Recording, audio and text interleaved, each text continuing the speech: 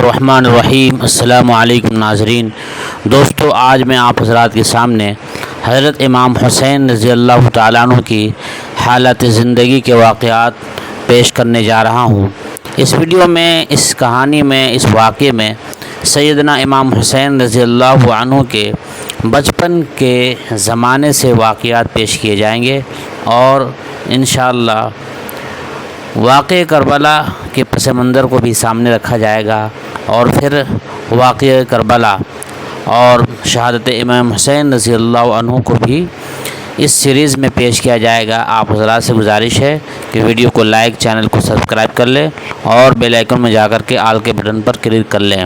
تو شروع کرتے ہیں امام حسین رضی اللہ عنہ کے زندگی کے پاکیزہ زندگی کے واقعات اور حالات اور ان کی سیرت۔ حضرت امام حسین بن علی رضی اللہ عنہما 5ویں شعبان سن 4 ہجری کو پیدا ہوئے۔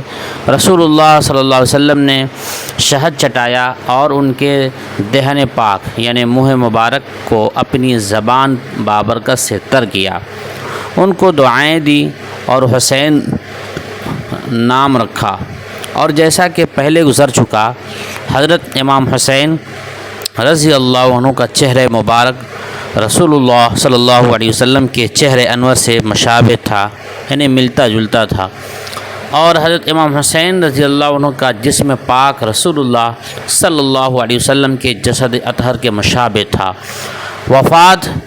وفات نبی کے وقت، جب آپ وسلم کی وفات ہو رہی تھی، اس وقت جو 12 ربیع الاول سن 11 ہجری میں ہوئی، حضرت امام حسین کی عمر 6.5 سال تھی۔ حضرت ابو ایوب انصاری رضی اللہ عنہ سے روایت ہے کہ انہوں نے فرمایا کہ ایک روز میں رسول اللہ صلی اللہ علیہ وسلم کی خدمت میں حاضر ہوا۔ حسن و حسین رضی اللہ عنہما دونوں آپ کے صدر مبارک یعنی سینہ پر چڑھے کھیل رہے تھے۔ میں نے عرض کیا، یا رسول اللہ صلی اللہ علیہ وسلم، کیا آپ ان دونوں سے اس درجہ محبت کرتے ہیں؟ فرمایا، کیوں نہیں، یہ دونوں دنیا میں میرے پھول ہیں۔ اور حارث علی رضی اللہ عنہ سے مرفوعاً روایت کرتے ہیں کہ رسول اللہ صلی اللہ علیہ وسلم نے فرمایا کہ حسن حسین جوانان جنت کے سردار ہیں، یعنی جنت میں جتنے لوگ ہوں گے ان کے جو جوان ہوں گے ان کے سردار ہوں گے۔ یزید بن ابی زیاد کی روایتوں میں ہے کہ ایک بار رسول اللہ صلی اللہ علیہ وسلم نے حسین رضی اللہ عنہ کے رونے کی آواز سنی تو ان کی والدہ سے کہا، کیا تم کو معلوم نہیں کہ ان کا رونا مجھے اندر تکلیف دیتا ہے؟ حضرت امام حسین رضی اللہ عنہ نے اس جنگ میں بھی شرکت فرمائی تھی جس نے سن 51 ہجری میں قسطنطنیہ پر حملہ کیا تھا۔ اس حملہ میں یزید بن معاویہ بھی تھے۔ حضرت حسین رضی اللہ عنہ بہت عبادت گزار تھے، نماز روزہ اور حج کا بہت اہتمام فرماتے تھے۔ آپ نے 20 حج کیا اور بھی پیدل۔ حضرت امام حسین بن علی رضی اللہ عنہ انتہائی متواضع تھے۔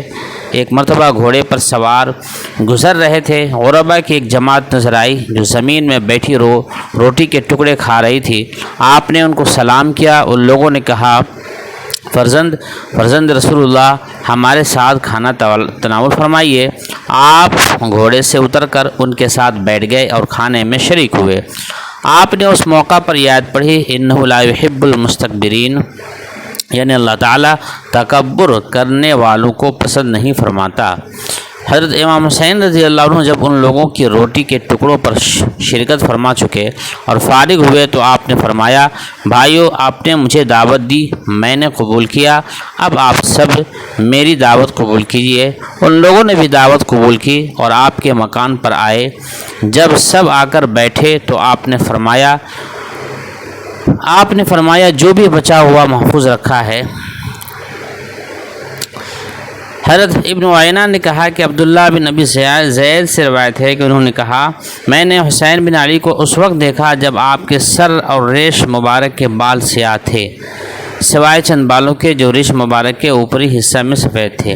عمر بن عطا نے کہا کہ حضرت امام حسین رضی اللہ عنہ کو میں نے وسمہ ایک طرح کے خضاب سے بال رنگتے ہوئے دیکھا، ان کے سر اور ریش کے بال بالکل سیاہ تھے۔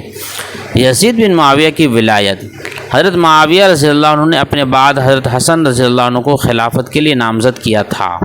ان کے بعد عمال نے یزید کو خلیفہ بنانے کی تجویز پیش کی، یعنی کہ حضرت امام حسن رضی اللہ عنہ کے انتقال کے بعد یزید کے خلیفہ بنانے کی تجویز پیش کی۔ اس میں ان کو تردد تھا، مگر جب حضرت حسن رضی اللہ عنہ کی وفات ہو گئی تو یزید کے معاملہ میں حضرت معاویہ کی توقعات اور ولیعہد کے امکانات روشن ہو گئے۔ پدرانہ محبت و تعلق کی بنا پر معاویہ سے ایسا ہونا غیر طبیعی اور غیر فطری بھی نہ تھا۔ انہوں نے عبداللہ بن عمر سے اثناء گفتگو یعنی بات چیت کے درمیان کہا، میں اس سے ڈرتا ہوں کہ رعیت کو اپنے بعد بھیڑ بکریوں کی اس ریور کی طرح چھوڑ دوں جو بارش میں بھیگ رہی ہو اور اس کا کوئی راعی نہ ہو، چرانے والا نہ ہو۔ یزید کی بیعت جس روز لی گئی ان کی عمر 34 سال تھی۔ حضرت معاویہ نے یزید کی بیعت کے لیے لوگوں کو 49 ہجری میں بلایا۔ مسلمانوں نے اس کو عام طور پر ناپسند کیا اور سخت اختلاف کا اظہار کیا، کیونکہ لوگوں کو یزید کے مشاغل، شکار و تفریح سے شغف کا علم تھا۔ لوگوں نے یزید سے کہا کہ وہ اس کے لیے آگے نہ بڑھیں، کیونکہ اس سے اجتناب و احتیاط اس کے لیے سعی و کوشش کرنے سے بہتر ہے۔ یزید اس عام تاثر کو معلوم کر کے اس ارادہ اور اس کے لیے سعی کرنے سے باز رہے اور اپنے والد سے گفت و شنید کی اور دونوں اس کے ترک کرنے پر متفق ہو گئے۔ جب سن 56 ہجری شروع ہوا تو معاویہ نے یزید کے لیے بیعت لینے کا انتظام شروع کیا اور لوگوں کو اس امر کی دعوت دی اور تمام ممالک میں اس کی اطلاع بھیج دی۔ سبوں نے تمام ممالک میں بیعت کر لی سوائے حضرت عبداللہ بن عمر، حسین بن علی، عبداللہ بن زبیر اور عبداللہ بن عباس کے۔ حضرت معاویہ عمرہ کا احرام باندھ کر مکہ آئے۔ جب مکہ مکرمہ سے واپسی میں مدینہ طیبہ سے گزرے تو ایک تقریر کی۔ یہ لوگ منبر کے پاس موجود تھے۔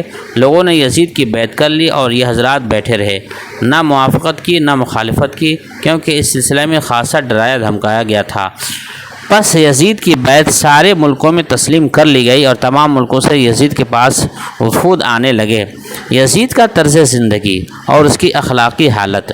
طبرانی نے بیان کیا ہے کہ یزید اپنی نوجوانی میں پینے پلانے والا آدمی تھا اور نوعمروں کی راہ چلتا تھا۔ ابن کثیر لکھتے ہیں کہ یزید میں اچھی عادتیں بھی تھیں، سخاوت، مروت، فصاحت بیانی، شیرگوئی، بہادری، ملکی معاملات میں صحیح رائے دینا، اور صورت شکل بھی اچھی تھی، ملنے جلنے میں خوش اخلاق تھا۔ اس کے ساتھ ساتھ آزادی اور تعیش کی طرف بھی میلان تھا۔ بعض اوقات نمازیں چھوڑ دیتا تھا اور اکثر اوقات بالکل غائب کر دیتا تھا۔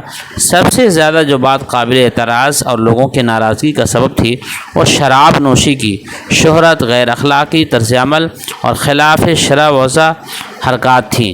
اس پر الحاد و زندقہ کا الزام نہیں تھا، البتہ اس کے بعض اخلاق و اعمال فاسقانہ تھے۔ کہا گیا کہ یزید کی ناچ گانے، شراب نوشی، راگ و رنگ اور شکار میں عام شہرت تھی۔ نابالغ لڑکی اور گانے والیاں اور کتے اپنے پاس رکھتا تھا۔ مینڈھے، بندر اور بھالو کو آپس میں لڑانے اور اس کا تماشا دیکھنے کا شوقین تھا۔ سن 25 ہجری یا 26 ہجری یا 27 ہجری میں پیدا ہوا۔ ان کے زمانے میں اس کے ہاتھ پر اس خیال سے بیعت کرائی گئی کہ وہ ان کے بعد خلیفہ ہوگا، اور ان کے انتقال کے بعد رجب سن 60 ہجری میں اپنی بیعت کی تجدید کرائی۔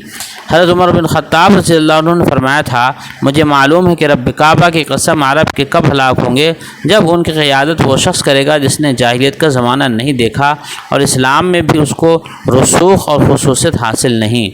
یزید کی ولایت اور جیسا کہ اس کے طرز زندگی اور اخلاق کا ذکر کیا گیا، ایک ایسا واقعہ تھا جو اس عہد میں جو خلافت راشدہ سے متصلاً بعد آیا برداشت کے لائق نہیں تھا۔ اس وقت عظیم المرتبت صحابہ کرام اور ان کے نقش قدم پر چلنے والے تابعین زندہ تھے۔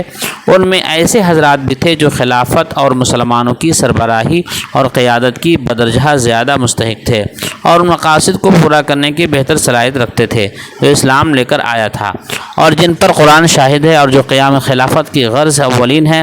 لہٰذا یہ قدرتی بات تھی کہ لوگوں کو بشدت اس فرق اور عدم تناسب کا احساس ہوا۔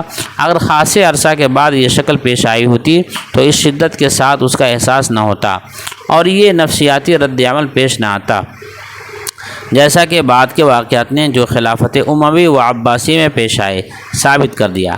حادثہ کربلا۔ اگر اس دل فگار حادثہ کو چھوڑ دینے کی گنجائش ہوتی جو ہر صاحب ایمان اور صاحب ضمیر انسان کا سر شرم سے جھکا دینے اور ندامت سے اس کی پیشانی عرق آلود کر دینے کے لیے کافی ہے تو ہم اس کا سرے سے ذکر ہی نہ کرتے۔ لیکن تاریخ جو حوادث و واقعات کے ساتھ قدم ملا کر چلتی ہے اور وہ ہر نوع اور ہر درجہ کے حوادث ہوتے ہیں، خواہ ان کا دل و دماغ پر کیسا ہی اثر ہو، ان کا مورخ اور راوی اپنی خواہش، عقیدہ اور ضمیر کے علی الرغم اور دل پر پتھر رکھ کر بھی ان ناشدنی واقعات کے نہ سنے جانے والے واقعات کے ذکر کرنے پر مجبور ہوتا ہے، اس لیے کہ اس کے بغیر تاریخ نامکمل رہتی ہے اور حالات و واقعات کا جائزہ مکمل طور پر نہیں لیا جا سکتا اور ان سے صحیح نتائج نہیں نکالے جا سکتے۔ قلب و ضمیر اور ان صاحب غیرت و ایمانی قارئین سے معذرت کرتے ہوئے جو اہل بیت رسول اللہ صلی اللہ علیہ وسلم اور خاندان نبوت کے مقام و حقوق سے واقف ہیں، اس حادثہ کو قلم بند کیا جا رہا ہے۔ حضرت امام حسین رضی اللہ عنہ نے یزید کی بیعت نہیں کی اور انکار بیعت پر مصر رہے، بضد رہے۔ وہ اپنے جد امجد علیہ السلام کے شہر میں مقیم تھے، لیکن حکومت یزید کے کارندے اس کے عمال نے ان کے انکار بیعت کو وہ اہمیت دی جو حضرت عبداللہ بن زبیر، عبداللہ بن عمر، عبداللہ بن زبیر وغیرہ کے انکار کو اہمیت نہیں دی تھی، کیونکہ وہ حضرت حسین کے مقام اور رسول اللہ صلی اللہ علیہ وسلم سے ان کا جو رشتہ اور نسبت تھی، اس کی اہمیت و عظمت اور اس کے دور رس اثرات سے واقف تھے، اور چونکہ ان کے عظیم المرتبت والد کی تاریخ سے یہ بات مربوط تھی اور حضرت معاویہ رضی اللہ عنہ کی حکومت میں جو واقعات پیش آئے تھے وہ بھی ان کارندوں کے علم میں تھا، مگر ان کی کوششوں کے باوجود حضرت حسین رضی اللہ عنہ نے جھکنا یا نرم پڑنا قبول نہیں فرمایا۔ انہوں نے جو موقف اختیار فرمایا تھا وہ پوری بصیرت اور عزم و ارادہ کے ساتھ اختیار کیا تھا، اس سے وہ سر منہ بال کے برابر بھی منحرف نہیں ہوئے، نہیں ہٹے، بدلے۔ حضرت امام حسین رضی اللہ عنہ کو اہل عراق کی دعوت اور حضرت مسلم بن عقیل کو ان کے پاس بھیجنا۔ جب یزید اور اس کے عمال کی طرف سے بیعت طلب کرنے میں سختی ہوئی تو حضرت امام حسین رضی اللہ عنہ مکہ میں آ کر پناہ گزین ہوئے اور ان کے پاس کثرت سے ملک عراق سے خطوط آئے جن میں ان کو دعوت دی گئی کہ عراق آ جائیں۔ اہل عراق نے حضرت امام حسین کو 150 کے قریب خطوط لکھے جن میں انہوں نے لکھا تھا کہ آپ کے ساتھ 1 لاکھ آدمی ہیں۔ ان خطوط میں ان سے جلد آنے کا مطالبہ کیا گیا تھا۔ عراقی ہر خط میں اصرار کرتے اور ان کو بلاتے کہ وہ آ کر یزید بن معاویہ کی جگہ بیعت کر لیں۔ اس وقت حضرت امام حسین نے اپنے چچا زاد بھائی حضرت مسلم بن عقیل بن ابی طالب کو عراق بھیجا کہ حقیقت حال کا پتہ چلائیں۔ عراقیوں کو بھی اس سلسلہ میں ایک خط لکھا۔ حضرت مسلم کوفہ آئے، کوفیوں نے ان کے ساتھ اخلاق کا معاملہ کیا اور حضرت امام حسین کی امارت پر بیعت کی اور قسم کھائی کہ وہ اپنے جان و مال سے مدد کریں گے۔ ان کے بیعت پر 12,000 اور پھر بڑھ کر 18,000 جمع ہو گئے تو حضرت مسلم نے امام حسین رضی اللہ عنہ کو لکھا کہ وہ تشریف لے آئیں، ان کے لیے تمام معاملات اور بیعت کی راہ ہموار ہے۔ حضرت امام حسین نے مکہ سے کوفہ کا قصد کیا اور یزید نے کوفہ کے گورنر نعمان بن بشیر کو معزول کر دیا کہ اس کا موقف امام حسین رضی اللہ عنہ کے بارے میں کمزور تھا اور اس کی جگہ پر عبید اللہ ابن زیاد بن سمیہ کو مقرر کیا اور بصرہ کے ساتھ کوفہ کی گورنری بھی ملا دی۔ اہل کوفہ کا حضرت مسلم کو بے یار و مددگار چھوڑ دینا۔ حضرت مسلم بن عقیل سوار ہوئے اور اپنا شعار سے جو یا منصور امت تھا کا آوازہ بلند کیا، چنانچہ 4,000 کوفی جمع ہوئے۔ عبید اللہ بن زیاد اپنے انصار و عوان اپنے مددگار کے ساتھ قصر میں یعنی محل میں داخل ہوا اور دروازے بند کر لیے۔ جب حضرت مسلم اپنی فوج کے ساتھ قصر کے یعنی محل کے دروازے پر پہنچے تو عمرائے قبائل نے جو عبید اللہ کے ساتھ قصر میں تھے، محل میں تھے، اپنے قبائلی قوم کے لوگوں کو جو مسلم کے ساتھ تھے اشارہ کیا کہ مسلم کو چھوڑ کر چلے جائیں اور ان کو دھمکیاں دی اور ڈرایا۔ بعض حکام کو عبید اللہ نے نکالا کہ کوفہ میں گشت کریں اور لوگوں کو مسلم بن عقیل سے علیحدہ ہونے پر مائل کریں۔ لوگوں نے یہی کیا۔ عورتیں آ کر اپنے بھائیوں اور بیٹیوں سے کہنے لگی گھر چلو، اور مرد آ کر اپنے بیٹیوں اور بھائیوں سے کہتے کہ نکل بھاگو ورنہ کل شام کی فوج آ پہنچے گی تو پھر کیا کرو گے۔ لوگوں نے ایک دوسرے کا ساتھ چھوڑا اور تتر بتر ہو گئے اور مسلم بن عقیل سے پھر گئے، یہاں تک کہ ان کے پاس صرف 500 آدمی رہ گئے۔ پھر اور کم ہوئے یہاں تک کہ 300 رہ گئے، پھر اور گئے یہاں تک کہ صرف 30 رہ گئے۔ انہوں نے مغرب کی نماز پڑھائی اور کندہ کے دروازوں کی طرف بڑھے، یہاں ان کے ساتھ صرف 10 آدمی تھے، پھر وہ لوگ بھی پھر گئے اور وہ تنہا رہ گئے، یہاں تک کہ کوئی راستہ بتانے والا بھی نہیں تھا یا جو ان سے معاونت کرتا، بھائی چارہ کرتا یا اپنے گھر میں پناہ دیتا۔ وہ جیسا سمجھ میں آیا ایک طرف چل پڑے، تاریکی پھیل گئی تھی، وہ تنے تنہا پھر رہے تھے، سمجھ میں نہیں آتا تھا کہ کدھر جائیں۔ اہل کوفہ نے حضرت مسلم رضی اللہ عنہ کا جس طرح ساتھ چھوڑا، یہ حکایت بہت طویل اور دردناک ہے، اور اس میں اس بات کی واضح دلائل ہیں کہ مادی قوت اور جاہ و منصب سے مرعوبیت اور طمع یعنی لالچ انسان کی پرانی کمزوری ہے، خواہ اس کے مقابلے میں اصول، قدریں اور نمونے جس قدر بھی بلند ہو۔ بہرحال انجام یہ ہوا کہ حضرت مسلم بن عقیل ایک گھر میں پناہ گزین ہوئے، اس گھر کو چاروں طرف سے گھیر لیا گیا اور ان پر لوگ حملہ آور ہوئے، یہ بھی تلوار سوت کر کھڑے ہوئے۔ انہوں نے ان کو گھر سے 3 مرتبہ نکالا، ادھر سے ان لوگوں نے پتھر پھینکنا شروع کیے اور پھر بانسوں کے ڈھیر میں آگ لگا دی، جس سے ان کا دم گھٹنے لگا۔ مجبور ہو کر وہ تلوار لے کر نکلے اور ان سے دست بدست جنگ کی۔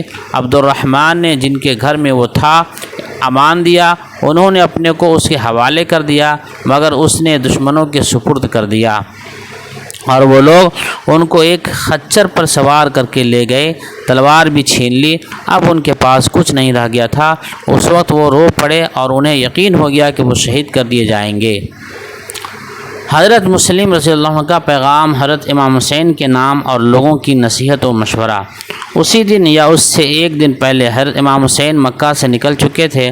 حضرت مسلم نے محمد بن اشعث سے کہا کہ اگر تم سے ہو سکے تو میری زبان حسین کو یہ پیغام بھیج دو کہ وہ واپس جائیں۔ محمد بن اشعث نے حضرت حسین رضی اللہ عنہ کو کہلایا کہ واپس جائیں، لیکن انہوں نے اس پیغام رساں کی بات کو تسلیم نہیں کیا اور فرمایا جو بھی اللہ نے مقدر کر دیا ہے وہ ہو کر رہے گا۔ حضرت مسلم رضی اللہ عنہ کو ابن زیاد کے پاس لایا گیا اور ان کے اور ابن زیاد کے درمیان سخت باتیں ہوئیں۔ حضرت مسلم بن عقیل کو زیاد کے حکم سے محل کی چوٹی پر چڑھایا گیا اور وہ تکبیر و تحلیل، تسبیح اور استغفار اور اللہ کے ملائکہ پر صلاۃ و سلام پڑھتے رہے۔ اتنے میں ایک شخص جس کا نام بقیر بن عمران تھا، اس نے ان کی گردن مار دی اور ان کا سر قصر کے یعنی محل کے نیچے پھینک دیا، پھر جسم بھی گرا دیا۔ حضرت مسلم بن عقیل رضی اللہ عنہ نے محمد بن اشعث سے یہ خواہش کی تھی کہ ایک دن ایک آدمی سیدنا امام حسین کے پاس بھیج دیں جو ان کی جانب سے یہ پیغام دے کہ اپنے اہل خاندان کے ساتھ واپس جائیے، اہل کوفہ کے دھوکے میں نہ آئیے، کیونکہ یہ آپ کے والد ماجد کے وہی ساتھی ہیں جن سے وہ اپنی موت یا شہادت کے ذریعہ جدائی چاہتے تھے، اور یہ کہ اہل کوفہ نے آپ سے بھی دروغ بیانی کی یعنی جھوٹ بولا ہے اور مجھ سے بھی، اور جھوٹے کی کوئی رائے نہیں ہوتی۔ وہ پیغام رسا حضرت امام حسین سے مقام زبالہ میں ملا، جہاں سے کوفہ کی مسافت 4 راتوں کی تھی۔ اس نے خبر دی، پیغام پہنچایا تو حضرت امام حسین نے فرمایا کہ جو مقدر میں ہے وہ ہو کر رہے گا، اللہ ہم کو ہمارے اقدام اور عزم کا اور حکام کی خرابی پر صبر کا اجر عطا فرمائے۔ جب لوگوں کو اندازہ ہو گیا کہ حضرت امام حسین کوفہ پہنچنے پر مصر ہیں، بضد ہیں، تو ان کو ان کے بارے میں اندیشہ ہوا اور ان سے اس سے باز رہنے کی درخواست کی۔ بعض صاحب رائے اور محبت رکھنے والے اشخاص نے بھی عراق جانے سے منع کیا۔ حضرت عبداللہ بن عباس نے ان سے کہا کہ اہل عراق دھوکہ باز لوگ ہیں، ان سے دھوکہ نہ کھائیں، اسی شہر میں رہتے تاکہ اہل عراق اپنے دشمن کو نکال دیں، پھر وہاں جائیے۔ حضرت امام حسین رضی اللہ عنہ نے کہا اے ابن عم، اے چچا کے بیٹے، میں اچھی طرح جانتا ہوں کہ آپ خیر خواہ اور شفیق عزیز ہیں، لیکن اب تو میں نکلنے کا قصد کر چکا ہوں۔ حضرت عبداللہ بن عباس نے کہا کہ اگر آپ جانا ہی طے کر چکے ہیں تو بچوں اور عورتوں کو لے کر نہ جائیے، کیونکہ مجھے ڈر ہے کہ آپ کو کہیں اس طرح شہید نہ کیا جائے جیسے حضرت عثمان کو شہید کیا گیا، ان کی عورتوں اور بچوں کے سامنے۔ اسی طرح حضرت عبداللہ ابن عمر نے بھی روکا مگر حضرت امام حسین نے واپس جانے سے انکار کیا۔ اسی پر ابن عمر نے گلے لگایا اور روئے اور کہا کہ میں اللہ کے سپرد کرتا ہوں ایک شہید کو۔ حضرت عبداللہ بن زبیر نے بھی روکا تو حضرت حسین نے کہا میرے پاس 40,000 آدمیوں کی اطلاع آئی ہے کہ انہوں نے طلاق و عتاق کی قسم کھائی ہے کہ وہ میرے ساتھ ہیں۔ طلاق کی قسم کا مطلب یہ ہے کہ اگر انہوں نے غلط بیان کی تو ان کی بیویوں کو طلاق، اور عتاق کا مطلب ہے کہ اگر قسم کی خلاف ورزی کی تو ان کے سب غلام آزاد۔ حضرت ابو سعید خدری رضی اللہ عنہ، جابر بن عبداللہ اور سعید بن المسیب جیسے جلیل القدر حضرات نے بھی ان کو روکا، لیکن وہ سفر پر مصر تھے، بضد تھے۔ راستہ میں فرزدق شاعر سے ملاقات ہوئی، اس سے صورتحال دریافت کی۔ اس نے کہا اے فرزند رسول صلی اللہ علیہ وسلم، ان کے اہل کوفہ دل کے آپ کے ساتھ ہیں، اہل کوفہ دل آپ کے ساتھ ہیں اور تلواریں آپ کے خلاف اور مدد آسمان سے آتی ہے۔ حضرت امام حسین بن علی رضی اللہ عنہ کوفہ اور کربلا میں۔ حضرت امام حسین رضی اللہ عنہ نے عراق کی طرف اپنے خانوادہ کے افراد اور 60 لوگوں کی معیت میں جو کوفہ کے رہنے والے تھے کوفہ کی طرف اپنا سفر جاری رکھا۔ ان کو کچھ بھی معلوم نہ تھا وہاں کیا پیش آیا۔ راستہ میں ان کو حضرت مسلم کی شہادت جس طرح پیش آئی ان کی خبر ملی، وہ بار بار انا للہ و انا الیہ راجعون پڑھتے رہے۔ لوگوں نے کہا اب اللہ ہی آپ کا محافظ ہے۔ فرمایا ان کے بعد آپ اب زندگی میں لذت بھی نہیں۔ جب حاضر پر پہنچتے تو فرمایا کہ ہمارے گروہ والوں نے ہمیں چھوڑ دیا، اب لوگوں میں سے جو شخص واپس جانا چاہے جا سکتا ہے، اس پر کوئی اعتراض یا داروگیر نہیں ہوگی۔ چنانچہ لوگ ان کے ارد گرد سے ہٹنا شروع ہوئے۔ یہ وہ اعراب تھے جو دائیں بائیں سے راستہ میں آ کر مل گئے تھے، اور آپ کے ساتھ وہی لوگ رہ گئے جو مکہ سے ساتھ تھے۔ حضرت حسین رضی اللہ عنہ نے خطوط سے بھرے ہوئے تھیلے اٹھائے اور ان کو کھول کر پھیلا دیا، کچھ حصے پڑھ کر سنائے۔ حر نے کہا ہم وہ لوگ نہیں ہیں جنہوں نے آپ کو ان خطوط میں سے کوئی خط بھی لکھا ہو۔ حر وہاں سے ٹل گئے اور اپنے ساتھیوں کے ہمراہ چلنے لگے۔ کوفہ کے چند افراد حضرت امام حسین کے پاس آئے، ان سے آپ نے دریافت کیا کہ تمہاری پارٹی کے لوگوں کا کیا حال ہے۔ اس پر مجمع میں عبداللہ العامری نے کہا سر برآوردہ قسم کے لوگ سب آپ کے خلاف جتھ بنائے ہوئے ہیں، کیونکہ ان کو بڑی بڑی رشوتیں مل چکی ہیں اور ان کی خواہشات پوری کی گئی ہیں۔ وہ سب کے سب آپ کے خلاف برسر پیکار ہیں۔ رہے عوام تو ان کے دل آپ کی جانب مائل ہیں، مگر ان کی تلواریں کل آپ کی ہی خلاف اٹھیں گی۔ عبید اللہ بن زیاد نے عمر بن سعد کو بھیجا تو حضرت امام حسین نے فرمایا عمر 3 باتوں میں سے میرے لیے ایک بات مان لو، یا تو مجھے چھوڑ دو جیسے آیا ہوں واپس جاؤں گا، اگر اس سے انکار کرتے ہو تو مجھے یزید کے پاس لے چلو، اس کے ہاتھ میں اپنا ہاتھ دوں، وہ جو پسند کرے فیصلہ کرے، اور اگر یہ بھی ناپسند ہو تو ترکوں کی طرف جانے دو تاکہ میں ان سے جہاد میں اپنی جان دوں۔ اس نے یہ پیغام ابن زیاد تک پہنچایا اور اس نے چاہا کہ یزید کی طرف بھجوا دے، مگر شمر ذیل جوش نے کہا کہ نہیں، ان کو حضرت حسین رضی اللہ عنہ کو آپ کا حکم ماننا چاہیے۔ یہ بات حضرت حسین تک پہنچائی گئی۔ آپ نے فرمایا نہیں، یہ نہیں کروں گا۔ عمر بن سعد نے آپ سے جنگ میں سستی کی۔ ابن زیاد نے شمر ذیل جوش کو بھیجا کہ اگر عمر آگے بڑھیں تو جنگ میں شریک ہو، ورنہ اس کو قتل کر دے اور اس کی جگہ لے لے۔ میں نے تجھ کو والی بنایا۔ عمر کے ساتھ تقریباً 20 آدمی اہل کوفہ کے بڑے آدمیوں میں سے تھے۔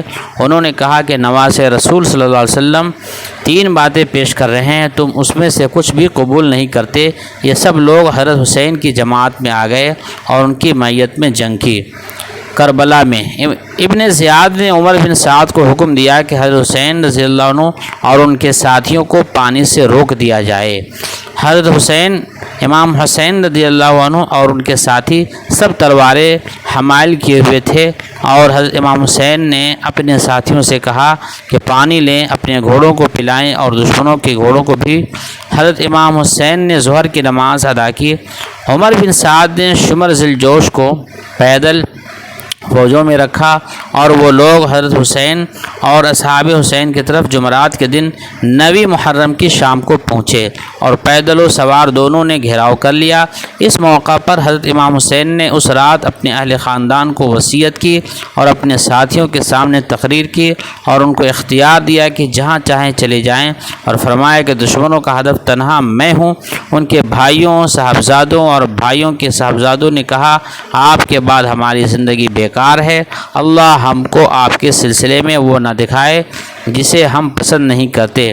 حضرت عقیل بن ابی طالب کے صاحبزادوں نے کہا کہ ہماری جانیں، ہمارے مال اور ہمارے اہل و عیال سب آپ پر فدا، جو انجام آپ کا ہوگا وہ ہمارا ہوگا، اور آپ کے بعد زندہ رہنا بیکار ہے۔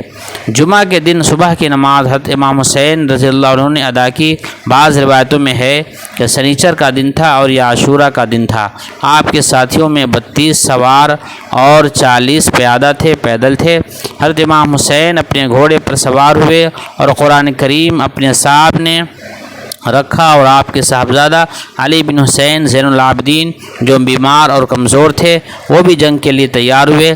حضرت امام حسین لوگوں کو یاد دلانے لگے کہ وہ کون ہیں، کس کے نواسے اور بیٹے ہیں، اور ان کی کیا حیثیت اور مقام ہے۔ وہ فرماتے تھے کہ لوگوں، اپنے دلوں کو ٹٹولو اور اپنے ضمیر سے پوچھو، کیا مجھ جیسے شخص سے جنگ کرنا جبکہ میں تمہارے نبی کا نواسا ہوں درست ہے؟ حر بن یزید الریاحی آپ سے آ کر مل گئے اور اپنے گھوڑے پر یزید فوج کے سامنے آ گئے اور جنگ کرتے رہے یہاں تک کہ شہید ہو گئے۔ اسی اثنا میں شمر کھڑا ہوا اور آگے بڑھا اور حضرت امام حسین رضی اللہ عنہ کے رفقا پر حملے کرنا شروع کیا، اور آپ کے ساتھی تنہا یا دو آپ کے سامنے جنگ کرتے رہے اور آپ ان کے لیے دعا کرتے رہے۔ آپ فرماتے، جزاکم اللہ احسن الجزاء المتقین۔ وہ لوگ آپ کے سامنے جنگ کر کے ختم ہو گئے، اور حضرت علی بن ابی طالب رضی اللہ عنہ کے فرزندوں اور حضرت حسین امام حسین رضی اللہ عنہ کے بھائیوں میں سے بہت سے لوگ شہید ہو گئے۔ شمر ذی الجوش نے آواز دی کہ اب حضرت حسین کا کام تمام کرنے میں کیا انتظار ہے؟ چنانچہ آپ کی طرف زرع بن شریک التمیمی بڑھا اور آپ کے شانہ مبارک پر وار کیا۔ پھر سنان بن انس بن عمر نے نیزہ چلایا اور گھوڑے سے اتر کر سر مبارک تن سے جدا کر دیا اور اس کو خولہ کی طرف پھینکا۔ ابو مخنف کا بیان ہے کہ حضرت امام حسین کی شہادت کے بعد ان کے جسم اطہر کو دیکھا تو اس پر 33 نشان نیزوں کے اور 34 نشان دوسری ضربوں کے آئے۔ حضرت امام حسین رضی اللہ عنہ کے ساتھ 72 آدمی شہید ہوئے، اور محمد بن حنیفہ کا بیان ہے کہ آپ کے ساتھ 17 افراد شہید ہوئے، اور سب حضرت سیدہ فاطمہ کی اولاد سے تھے۔ حضرت حسین رضی اللہ عنہ جس روز شہید ہوئے وہ یوم عاشورہ جمعہ کا دن محرم کا مہینہ سن 61 ہجری تھا۔ آپ کی عمر شریف 54 سال 6.5 ماہ تھی۔ یزید کے سامنے ہشام کا بیان ہے کہ جب حضرت امام حسین کا سر مبارک آیا تو یزید بن معاویہ کی آنکھ ڈبڈبا گئی، اور اس نے اپنے لوگوں سے کہا کہ اگر تم حسین رضی اللہ عنہ کو قتل نہ کرتے، جب بھی میں تم سے کچھ نہ کہتا، اللہ ابن سمیہ پر لعنت بھیجے، بخدا اگر میں وہاں ہوتا تو معاف کر دیتا۔ معاویہ بن ابی سفیان کے ایک آزاد شدہ غلام نے بیان کیا ہے کہ جب یزید کے سامنے حضرت امام حسین کا سر لا کر رکھا گیا تو میں نے اس کو روتے دیکھا۔ انہوں نے کہا کہ ابن زیاد اور حسین کے درمیان کوئی رشتہ ہوتا تو وہ ایسا نہ کرتا۔ یزید کے سامنے رفقائے حضرت حسین میں سے جو لوگ بچے تھے وہ لائے گئے تو پہلے اس نے بد زبانی کی، پھر بہت نرمی کا معاملہ کیا اور اپنے گھر والوں کے پاس بھیج دیا اور ان کو سامان سفر دے کر مدینہ عزت کے ساتھ روانہ کر دیا۔ کوئی روایت اس طرح نہیں ہے کہ اس نے ابن زیاد کو ملامت کی ہو یا سزا دی ہو یا معزول کیا ہو۔ اس کے مخالف بھی کچھ روایتیں ہیں جن میں یزید کی خوشی اور مسرت کا اظہار اور شماتت کا بیان ہے جو کسی مسلمان کے لائق نہیں۔ حرہ کا واقعہ اور یزید کی موت۔ سن 63 ہجری میں حرہ کا واقعہ پیش آیا جو اسلام کی اولین تاریخ کی پیشانی پر بدنما داغ ہے۔ یزید نے مسلم بن عقبہ کو اجازت دی کہ مدینہ میں 3 دن تک اس کو ہر طرح کے کارروائی کرنے کی آزادی ہے۔ ابن کثیر کہتے ہیں ان 3 دنوں میں مدینہ نبی میں وہ افسوسناک واقعات ہوئے جن کا بیان کرنا مشکل ہے۔ یزید کا مقصد صرف اپنے سطوت و حکومت کا استحکام اور ہر طرح کے رکاوٹ اور مخالفت کا خاتمہ کرنا تھا، لیکن اللہ نے اس کے منصوبہ و انتظامات کے برخلاف اس کو ناکام و نامراد بنا دیا۔ یزید اس کے بعد زیادہ دن زندہ نہیں رہا، وہ بادشاہ سے صرف 4 سال لذت اندوز ہوا اور سن 14 ربیع الاول سن 64 ہجری کو اس دنیا سے رخصت ہوا۔ یزید کی موت پر آل ابی سفیان کی خلافت ختم ہوئی اور مروان بن حکم کی طرف سے منتقل ہوئی، یہاں تک کہ ان کے جانشین بنی عباس ہوئے۔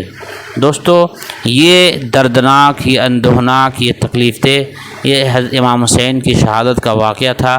اللہ پاک حضرت امام حسین رضی اللہ تعالیٰ عنہ کے درجات کو بلند فرمائے۔